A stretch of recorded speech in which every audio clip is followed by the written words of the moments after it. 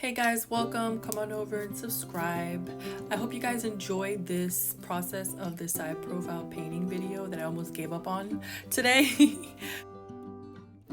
Alright, so we're going to start our drawing with a circle, and we're going to line up where the eyes and ears and everything is supposed to be with that bottom portion of that circle. Now it really depends on the artist.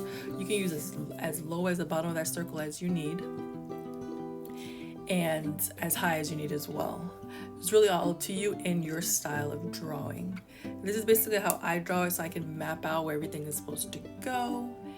And I'm practicing on the side profile since I'm not really that great at it, and I don't really have a lot of value to it. And as you can see, it starts off a little iffy, especially I always have a problem with making that chin as perfect as I want to see it. So it takes a few tries. Getting that nose and those eyes to look right as well is also a challenge. But if you just try to play around with it, erase, start over, you'll get the portions you do want.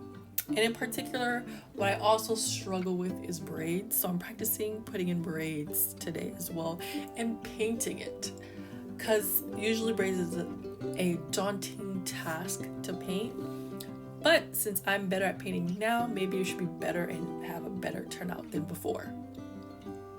So here I am going from graph out to color pencil. And this is a Prisma color erase pencil that I use for sketching, and I use it in my sketchbook, and I really love using it, and I have different colors now. So, and it works really good on canvas as well.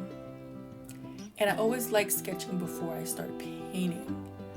I don't know, I'm not that type of person that can just paint with a paintbrush and then continue from there. I need to see what I'm doing. I need a vision. So I'm going over with a marker, because what happens when you start painting and you have just a pencil on there, it's really hard to see what you're painting once you start, especially since all paintings go through that ugly phase. And if you're one that can get past that ugly phase, you don't want to get lost in what you were painting, especially if you're doing it over a lapse of one or a couple days or weeks maybe. You really want to know where it's going. Here I am adding my values with my red pencil so I can see where my shading and highlights are going to be. So let's start the painting process. I gessoed my canvases, which is why it looks like this right now. I put gesso on there first, and I'm starting to lay out where I want my values and shadows to be. Making sure I know where everything is supposed to be in my sketch. And I'm using just a darker brown, a medium brown, and of course a light brown. But usually when it comes to skin tone, especially brown skin, you're gonna need about 5 values of your color. And I don't mean adding black. I hate darkening something with black, because when you add black, it really makes it give it out a grayish color. And when you try to highlight it and blend it, you're getting gray highlights, which is, I don't know, it's not cute to me. I don't really highlight with just white. I always highlight with the lightest version of that color, if you get what I'm saying. So with brown, what I'll do is, you can always use, there's a color called ivory black, and that is the darkest brown you'll find in paints. They usually have a lot in oil colors, and they have a few in acrylics. And for acrylics, I think you could probably find Van Dyke brown. It could probably be one of your darkest maybe. There's many different names and colors for these paints. So I wouldn't use black as adding shadows and values unless you're doing a grayscale. That's the only time I think you should use it, or if you want something to come off as cool. I like using warm tone colors. So a lot of my, especially making pictures or portraits or anything, I like it being a warm tone. I don't like it looking ashy, if you get what I mean by that. Alright, so, and using white as a highlight, I don't like it either. I like the lightest color version of that color, the lightest value. I'm using some burgundy hair today, and I'm trying to make it a little fleshy by adding some red blush under that nose and on those cheekbones. I like a lot of my paintings to have cheekbones, if anyone has noticed and has followed my art journey. I like a large frame eyelid. It's just my preference. I like a nice curved nose, and I like full lips. I do not have full lips, but almost 100% of all my paintings that has lips on it are full, and they're definitely fuller than mine. And I don't plan on getting lip injections because my paintings are portraying women of full lips. So here I am, of course, working on my, I think, second, almost third layer at this point. And you can work as many layers as you want.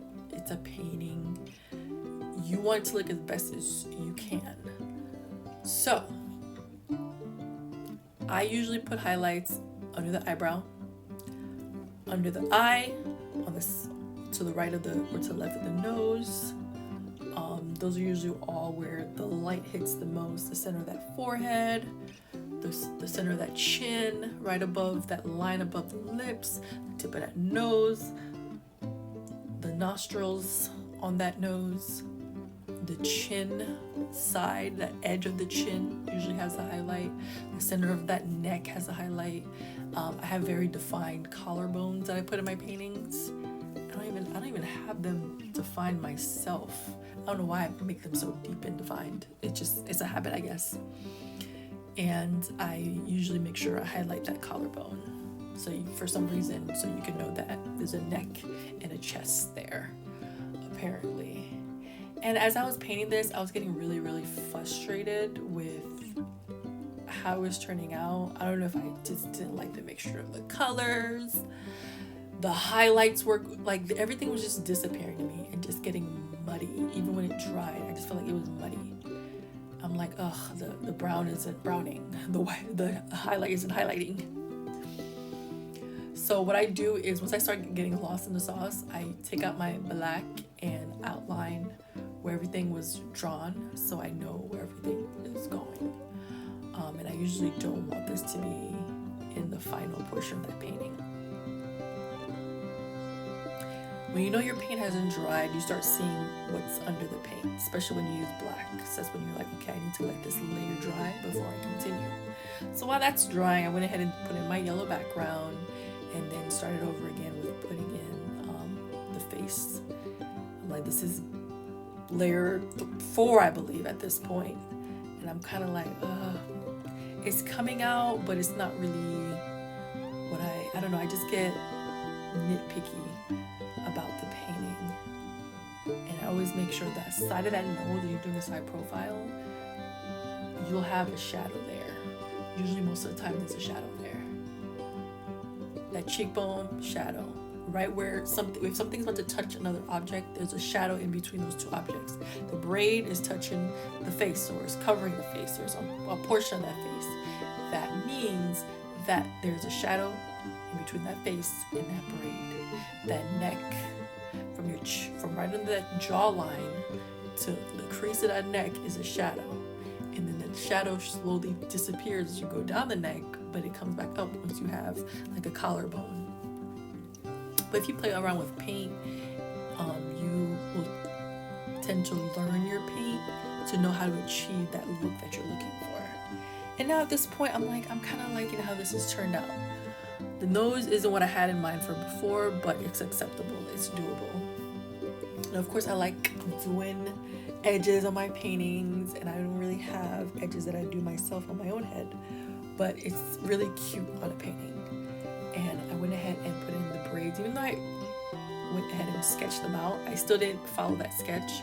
I ended up just putting the braids in by going from the darkest to lightest. And here's the final painting. I smeared some of that yellow background into her. So if you want more videos like this, go ahead and subscribe. And I hope you enjoyed this one.